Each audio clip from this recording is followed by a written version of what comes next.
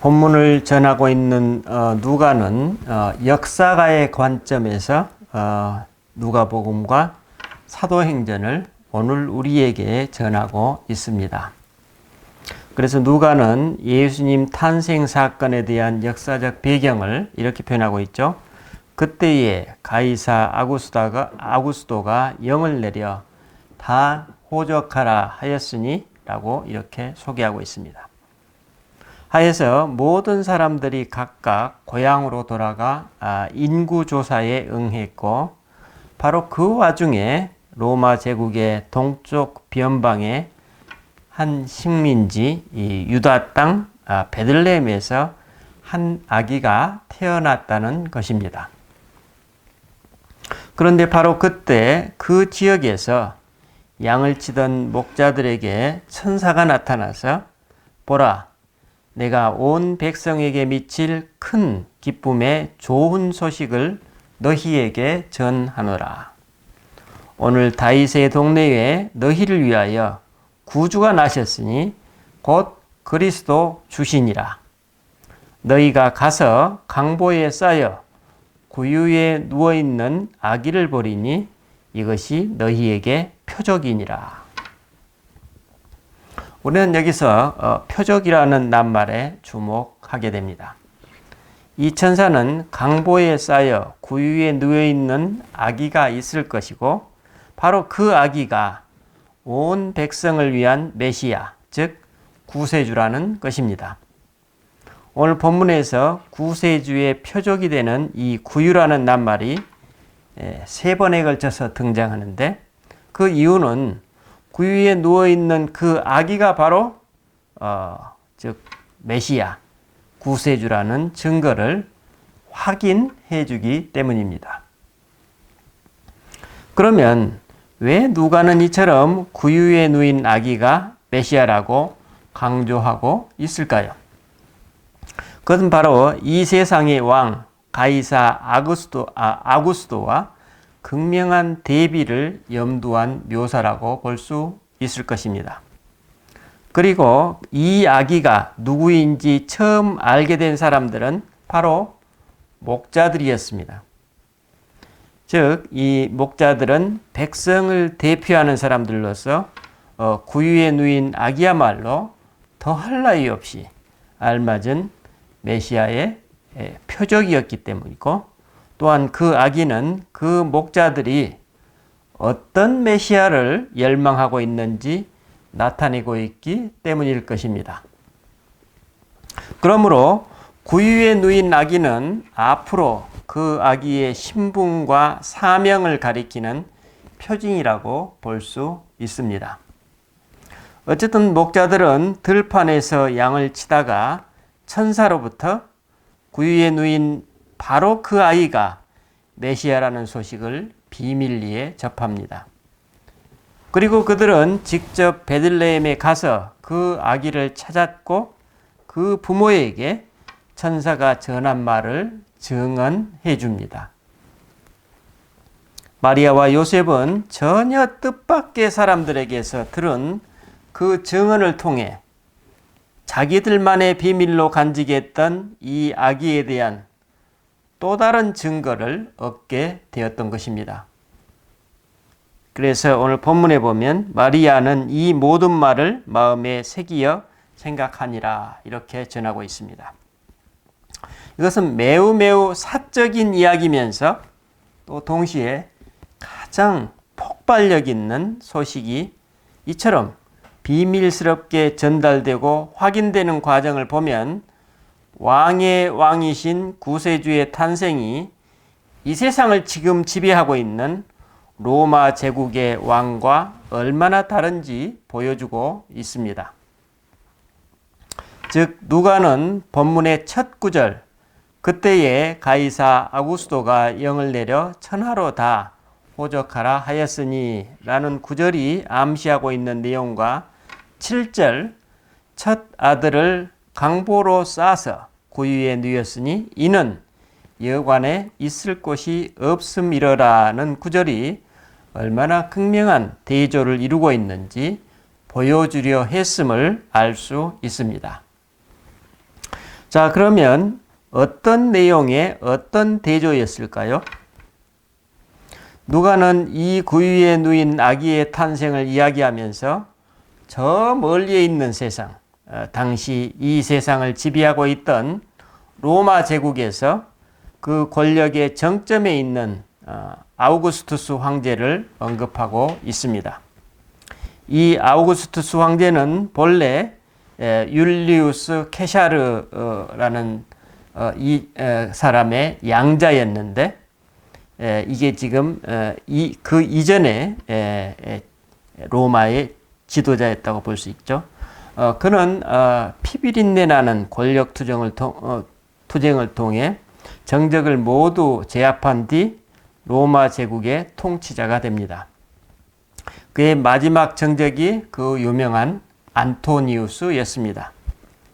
이처럼 최후의 승자가 된 아우구스투스는 당시 공화정이었던 당시 로마의 정치 체제를 황제가 통치하는 제정으로 바꾼 다음 그 자신이 로마 제국의 황제가 되어버립니다. 권력을 완전히 장악한 그는 자기가 이 온 세상에 정의와 평화를 가져왔다고 선포합니다. 그리고 죽은 자신의 양아버지가 신이 되었다고 선언하면서 자기 자신을 신의 아들로 칭했다고 합니다. 그래서 마치 오늘 본문의 천사들이 지극히 높은 곳에서는 하나님께 영광이요, 땅에서는 하나님이 기뻐하시는 사람들 중에 평화로다 라고 찬양하고 있듯이, 당시의 시인들이 이제 막 시작된 아우구스투스의 새 시대를 노래했고, 또 역사가들은 아우구스투스와 함께 절정기에 이른 로마의 위상을 칭송했다고 합니다. 그래서 사람들은 아우구스투스 황제를 세상의 구주라고 불렀고, 그는 당시 실제로 세상의 왕, 세상의 주였던 것입니다. 그뿐 아니라 사람들은 그를 이제 신으로 숭배하기 시작했습니다. 그런데 바로 이때 머나먼 제국의 동쪽 변방에서 한 남자아이가 태어난 것입니다. 누가는 바로 이 아기에 대한 이야기를 오늘 본문에서 본격적으로 시작하고 있는 것입니다. 그 아이는 다윗의 고향 베들레헴에서 탄생했는데 여관에 있을 곳이 없어 마국간에서 출산되었고, 강보에 쌓여 구유에 누워 있었는데 바로 그 구유에 누인 아기가 이 목자들에게는 온 세상의 구세주, 즉 메시아라는 표적이 되었다는 것입니다. 이를 정리하면 누가는 이 세상의 왕이요 구주인 로마 황제가 광대한 그 영토의 인구조사를 집행하면서 그 와중에 예수님이 다윗의 왕 고향인 베들레헴에서 태어나셨다는 이야기를 전하고 있는 것입니다. 여기서 누가가 전하고 있는 핵심은 이 아기의 탄생으로 인해서 하나님 나라와 이 세상 나라의 대결이 시작되었다는 메시지입니다.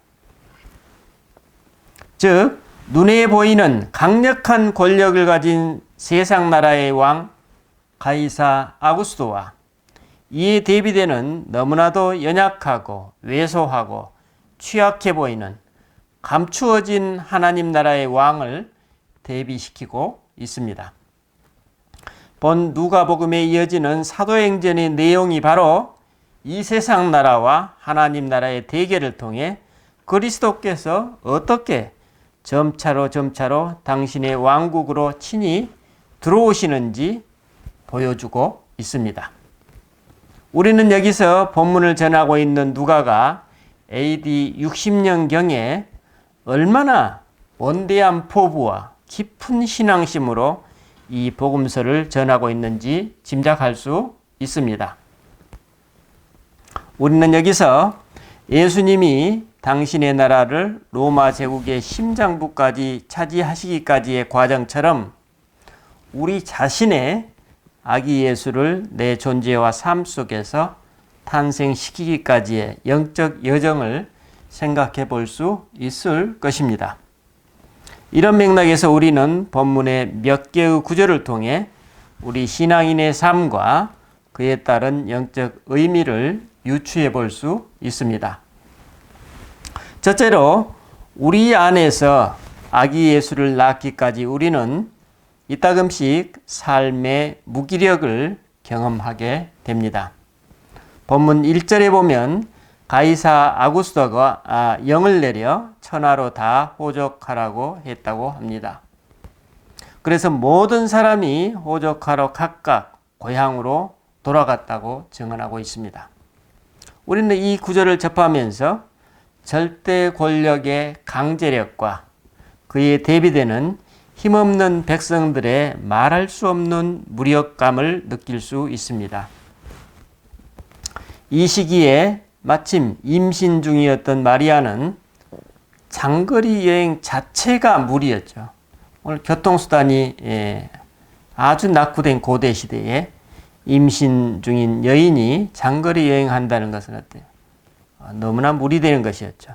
이런 개인적 사정에 아랑곳하지 않고 황제의 말 한마디로, 그것도 아주 멀리 있는 황제의 말 한마디로 제국의 모든 사람들이 예외 없이 각각 고향으로 돌아가야만 하는 힘없는 사람들의 무력감이 어떤 것인지 피부에 와 닿는 듯 합니다. 2000년 전 당시만 그랬을까요? 모양과 형식만 다를 뿐 오늘 우리들의 삶 속에서도 이처럼 무력감을 경험하는 사람들이 얼마나 많이 있겠습니까?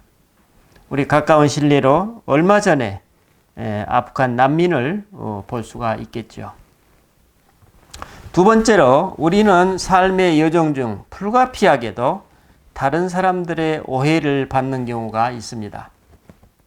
본문 5절에 보면 요셉은 약혼한 마리아와 함께 호적하러 갔는데 마리아가 이미 잉태하였다고 전하고 있습니다. 결혼이 아닌 약혼만 하였는데 이미 잉태하였으면 당시 결혼 풍습으로 볼 때 마리아는 분명 약혼녀의 임신이라는 주변 사람들의 오해와 눈총을 받았을 것입니다. 이처럼 우리는 삶의 여정 중에 터무니없는 오해를 받을 때가 있습니다. 그런데 터무니없는 오해인데도 우리 신앙인은 아무에게도 어떤 말도 할 수 없는 상황에 갇힐 때가 있습니다. 우리는 이때 마리아와 요셉이 목자들의 증언이 나타날 때까지 기다릴 수 있는 하나님께 대한 보다 더 깊은 신뢰가 필요합니다. 그리고 여기에 더해 하나님의 자녀라는 우리 자신에 대한 자존감도 매우 중요함을 알 수 있습니다. 세 번째로 우리가 가는 이 영적 여정 중에 경험하게 되는 신앙인의 내외적 가난과 그에 따른 불안감입니다. 본문 7절에 보면 마리아와 요셉은 아기를 강보에 싸서 구유에 뉘었다고 전하고 있습니다. 태어날 아기를 가진 여성이라면, 그리고 그 여성을 아내로 둔 남성이라면 막 태어난 자신의 아기를 짐승의 여물통에 눕히고 싶은 사람은 아마도 이 세상에 없을 것입니다. 비록 좀 가난하더라도 가장 쾌적하고 안락하고 안전한 장소에서 아기를 맡고 싶을 것입니다.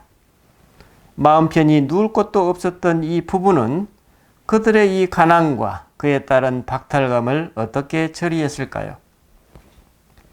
하지만 정작 이들 부부에게는 이 가난과 삶의 현실은 안중에도 없었고 단지 아기 예수를 돌보는데 온 정성을 쏟았을 것입니다. 그들은 여물통이 세상에서 가장 안락한 아기의 침소가 될 수 있음을 기쁨으로 받아들였을 것입니다. 그들은 가난과 불안감을 있는 그대로 수용하면서 삶을 대하는 유연성과 개방성을 개방성으로 현실을 극복해 나갔을 것입니다. 그리고 결국 그들은 목자들의 따뜻한 환대와 동방박사들의 경배와 극진한 도움을 경험했던 것입니다. 마지막으로 우리가 내 안에서 아기 예수를 탄생시키기까지 우리는 이방인으로서의 고립감을 피할 수 없을 것입니다. 본문 7절 후반부에 이는 여관에 있을 곳이 없음이러라는 이 구절에서 그들이 절절히 경험했을 어떤 말할 수 없는 소외감이 우리들의 가슴을 파고듭니다. 저는 이 구절을 읽을 때마다 마리아와 요셉이 이방인으로서의 거절감과 고립감을 얼마나 깊이 경험했을까 생각하곤 했습니다.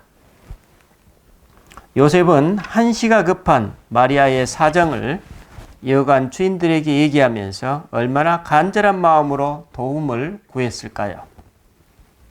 아마도 이들 부부는 이방인과 같은 고립감을 혹은 거절감을 뼛속 깊숙이 경험했을 것입니다. 아마도 그들은 자신도 모르게 인간이 더 이상 얼마나 더 내려갈 수 있지? 라는 사무침을 느꼈을 것입니다. 하지만 그 막다른 곳까지라도 내려가리라 하고 마음을 고쳐먹으면서 완전히 새로운 세계가 열리기 시작했을 것입니다. 그 새로운 세계는 바람막이도 있고 아기를 누일 구유도 있고 마리아가 누울 건초더미도 있었고 도움물도 구할 수 있었습니다. 이처럼 모든 것을 초월하여 아기에게만 집중하자 전혀 예상치 않았던 목자들이 찾아왔고 그들의 축복을 받습니다. 그들은 또한 자기 부부만이 알고 있던 그 하나님의 비밀을 증거해 주었습니다. 이제 그들은 더 이상 고립되지 않았고 오히려 이 아기를 주신 하나님과 하나님의 신비를 알고 있는 사람들과 연합되는 복을 경험하게 됩니다. 이는 아기 예수를 우리 안에서 낳았을 때 비로소 빛으로 오신 그분의 광명 속에서 우리들의 눈이 이처럼 새롭게 밝아짐을 의미합니다. 이제 우리들의 이 새로운 눈은 과거에 보지 못했던 것들을 보게 만들어줍니다. 제도적, 비제도적 폭력과 압제를 이제 볼 수 있게 되고 그 폭력과 압제에 고통당하는 사람들이 눈에 들어오게 됩니다. 또 내 자신이 오해받았던 경험을 통해 이제는 열린 마음, 선입견과 편견에 사로잡히지 않으면서 사람들을 보려고 노력하게 됩니다. 또 내적 가난과 외적 가난에 민감해져서 사랑과 긍휼을 갈망하는 사람들이 눈에 들어오게 됩니다. 고립감 속에서 자유를 잃어버린 사람들의 소리 없는 외침에도 이제 귀 기울이게 됩니다. 그래서 이제 우리는 사랑, 자유, 소통, 부요의 하나님, 그분의 자녀로서의 권능을 회복하게 됩니다. 이처럼 우리가 우리 안에서 진정 예수를 낳게 되면 우리는 새로운 마음, 새로운 눈과 감각으로 과거와 다른 삶을 살게 되고 그 다른 삶이 곧 하나님 나라라고 말씀하고 있습니다. 저희 기도 모임 중에 어느 분이 본문으로 기도하시고 나누어 주셨습니다.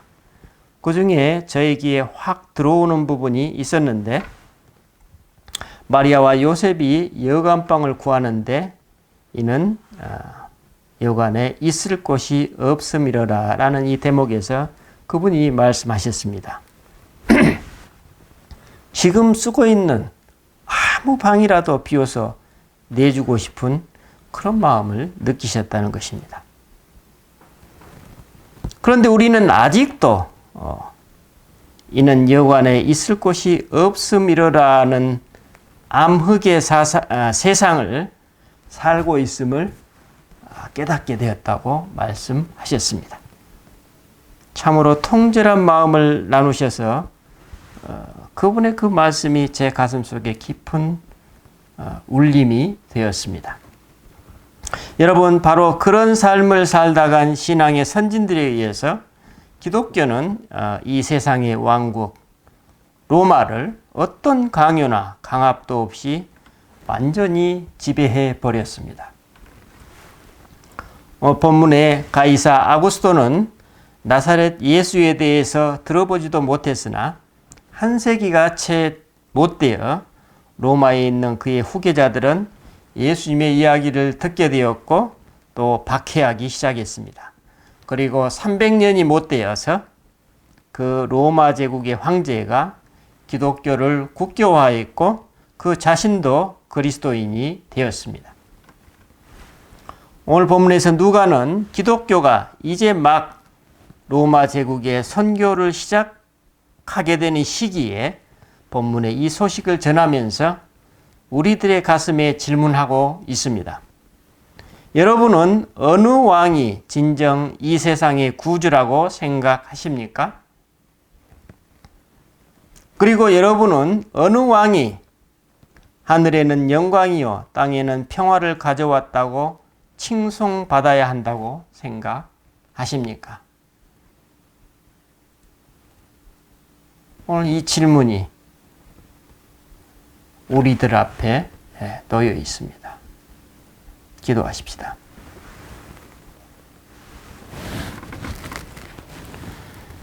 주님, 오늘 누가가 그랬듯이 오늘 우리도 한 사람의 신앙인으로 살아가고 있습니다. 그리고 신앙인으로서의 삶을 살아가는 동안 부딪히게 될 삶의 고초가 무엇이고 또 그 고초를 어떻게 극복해 나갈 수 있는지 마리아와 요셉 부부를 통해서 배웠습니다. 오늘 혹시 우리 가운데 세상으로부터 소외감을 느끼고 있는 주의 자녀들이 있지는 않은지요? 혹시 우리 가운데 세상의 로마를 부러워하고 있지는 않는지요? 주님, 우리가 힘차게 열린 마음으로 삶의 현실들을 돌파할 수 있는 힘과 자유를 우리 모두에게 주시옵소서. 우리 주 예수 그리스도 이름으로 기도드립니다. 아멘.